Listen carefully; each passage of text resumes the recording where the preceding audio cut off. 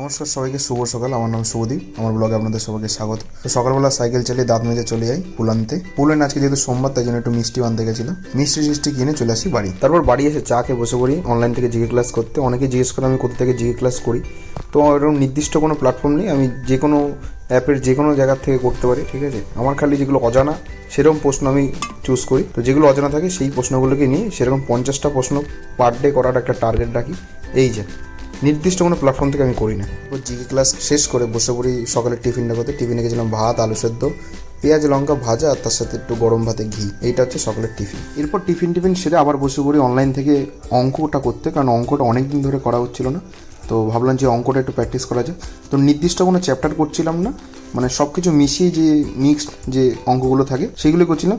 একই ব্যাপার, অনেকগুলো প্ল্যাটফর্ম থেকে করি অঙ্ক আজকে অনেকটাই করেছিলাম। এরপর অঙ্ক ক্লাস কমপ্লিট করে স্নান করে বসে পড়ি পুজো দিতে। তারপর পুজো দিয়ে চলে যাই দুপুরের খাবার খেতে। দুপুরে করেছিল ভাত আর বাটা মাছের ঝোল। এরপর দুপুরের খাবারকে একটু রেস্ট নিয়েছিলাম। তারপরে বসে পড়েছিলাম হচ্ছে সন্ধ্যাবেলা।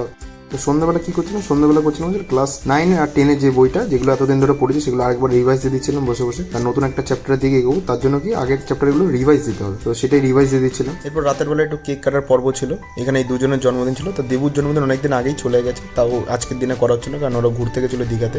আর আজকে পাপাইয়ের জন্মদিন ছিল, তো এরা দুজনেই কেক কাটে। তো সেখানে একটু যাওয়া হয়েছিল রাত্রেবেলা। তারপর বাড়ি এসে রাতের খাবার খেয়ে নিই। রাতের খাবারে ছিল ভাত, ডাল আর ডিমের অমলেট। তো আজকের ভিডিওটা এইটুকুনি। দেখা হচ্ছে আপনাদের সাথে কালকে নতুন ব্লগে। তো এই যে ব্লগটা যেটা আপনারা এখন দেখলেন সেটা হচ্ছে 16 তারিখের ব্লগ, যেটা আপনারা 17 তারিখে দেখছেন। আর 15 তারিখ মানে রবিবারের ব্লগটা একটু বাদ চলে গেছে, কারণ ওটা সামনের ক্যামেরাতে অনেক সময় শ্যুট করছিলাম, তো সেটা 4K-তে ছিল। তো সেটা এখন মানে এডিটে গিয়ে হেভি সাপোর্ট খাচ্ছে না, আমি জানি না কেন। তো যদি কেউ জেনে থাকে কেন সমস্যাটা হচ্ছে সেটা আমাকে কমেন্টে অবশ্যই জানিও। এইটুকুনি, দেখা হচ্ছে নতুন ব্লগে। চ্যানেলে নতুন হলে অবশ্যই সাবস্ক্রাইব করে দেবে, আর ভিডিওটা ভালো লাগলে অবশ্যই লাইক করে দেবে। সবাইকে গুড বাই, সবাই ভালো থাকবে।